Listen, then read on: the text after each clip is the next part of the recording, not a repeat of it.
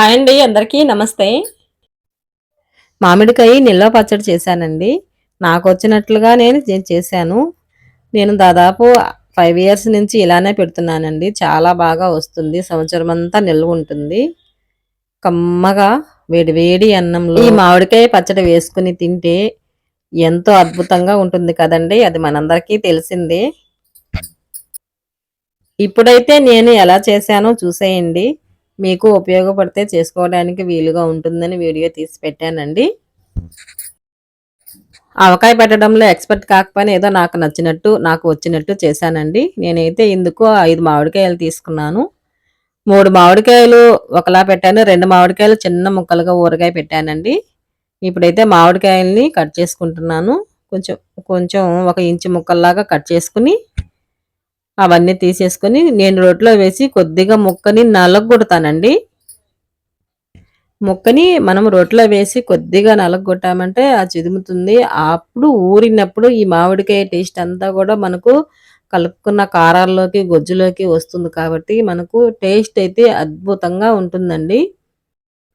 నేనైతే మామిడికాయలు ముందుగా 2, 3 గంటలు నీళ్ళల్లో నానబెట్టుకున్నానండి. నానబెట్టుకొని తీసి బాగా ఆరబెట్టేసేసాను తుడిచి. ఆ తర్వాత ఇప్పుడు కట్ చేసుకొని చూసారు కదా! నేను 1 ఇంచు ముక్కల్లాగా కట్ చేసుకున్నాను.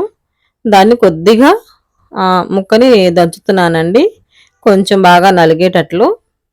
అలా నేను 3 కాయల్ని బాగా దంచుకొని నేను రెడీ చేసుకున్నాను. మిగతా 2 కాయలు మాత్రం సన్న ముక్కల్లాగా కట్ చేసుకున్నానండి. ఆ దగ్గరికి చూపించడంలో పెద్ద ముక్కలుగా కనిపిస్తున్నాయి గానీ చాలా సన్నగా తరుక్కున్నానండి. ఇప్పుడు వెల్లుల్లిపాయలు రెబ్బలు ఒలుచుకున్నాక కొంచెం అలా దంచుతున్నానండి. వెల్లుల్లిపాయ నలుగుతుంది. మనకు తొక్క తీయడానికి కూడా ఈజీగా వచ్చేస్తుందండి.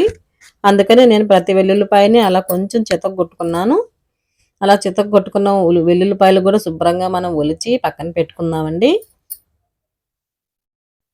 అలా మనం చితగ్గొట్టుకుంటేనే మనకు వెల్లుల్లిపాయలు చాలా ఈజీగా కూడా వచ్చేస్తాయి. ఇప్పుడైతే నేను ముక్కలు కొలతేసుకుంటున్నానండి. నాకు 3 కప్పులకు వచ్చాయి. కొంచెమే ఉన్నాయి ఎక్కువగా 3 కప్పుల మీద. తర్వాత 1 కప్పు కారం తీసుకున్నాను.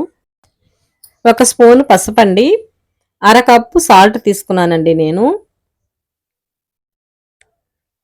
అరకప్పు సాల్ట్ వేసేసి ఇది ఆవాలు, మెంతులు కలిపి పొడి చేసుకున్నదండి. లైట్‌గా వేయించి బాగా పొడి చేసి పెట్టుకున్నాను. అది వచ్చి 1/4 కప్పు. అవన్నీ వేసేసి బాగా ముక్కలకి కలిపేసుకుందామండి.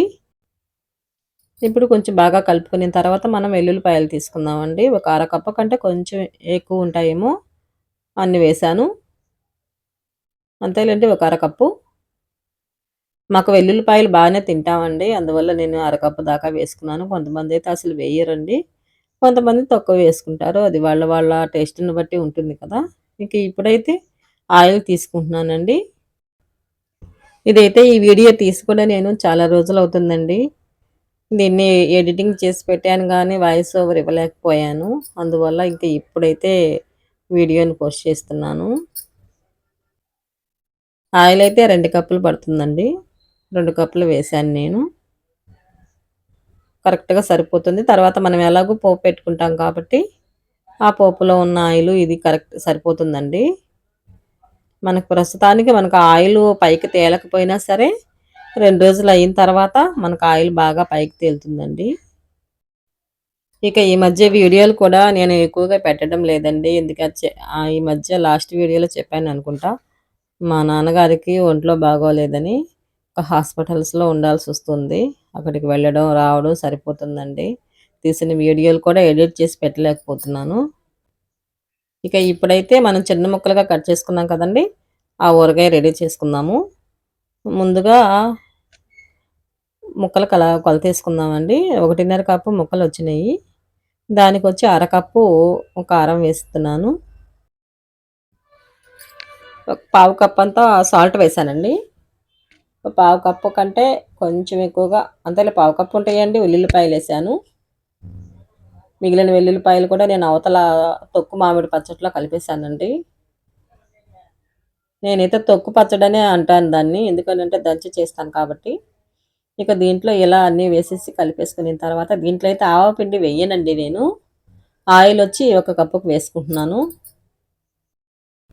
ఆయిల్ ఒక కప్పు నిండా కూడా లేదండి, కొంచెం తక్కువే ఉంది, వేసేసాను. దీంట్లో ఏంటంటే పోపుకు వేసే ఆయిల్ వేస్తాము, ఆవపిండి వెయ్యము.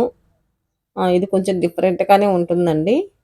ఇది చపాతీల్లోకి పప్పులో వేసి కలుపుకోవడానికి చాలా బాగుంటుందండి. మా బాబు అయితే ఆవపిండి లేకుండా ఇష్టపడతాడు కాబట్టి నేను అందుకని సపరేట్గా కొంచెం చేస్తున్నాను. ఇప్పుడైతే పోపుకి ఆయిల్ వేసేసానండి. ఒక కప్పు ఆయిల్ వేసాను, ఒక చిన్న కప్పు నిండా ఆవాలు వేసాను, కొద్దిగా కరివేపాకు కూడా వేస్తానండి, బాగుంటుంది. ముందు మిర్చి వేసుకుందాము, తర్వాత కరివేపాకు వేసుకుందాము. స్టవ్ అయితే ఆపేసానండి. ఇకైతే నేను ఊరగాయలో కలిపేసానండి. ఇంకప్పుడు కరెంట్ పోయింది. ఇంక చీకట్లో ఏం చూపిస్తాంలే అని లేదు, చూపించలేదు. ఇంక ఇప్పుడు చూపిస్తున్నాను కరెంట్ వచ్చిన తర్వాత. చూడండి ముక్కల ఊరగాయ అండి ఇది. చాలా బాగుంటుందండి. అసలు చపాతీల్లోకి అయితే ఎక్సలెంట్‌గా ఉంటుందండి ఇది. ఆవపిండి వేయం కాబట్టి అదొక టేస్ట్ ఉంటుంది. ఓకేనండి. 2 పచ్చళ్ళు రెడీ అయిపోయాయి. మీకు గనుక నచ్చినట్లయితే వీడియోని లైక్ చేయండి, షేర్ చేయండి, సబ్స్క్రైబ్ చేయండి. ప్లీజ్ నన్ను ఇంకా కొంచెం ముందుకు నడిపించడానికి మీ లైక్ అయితే చాలా ఉపయోగపడుతుందండి. ఓకేనండి. బాయ్ అండి. ఉంటాను.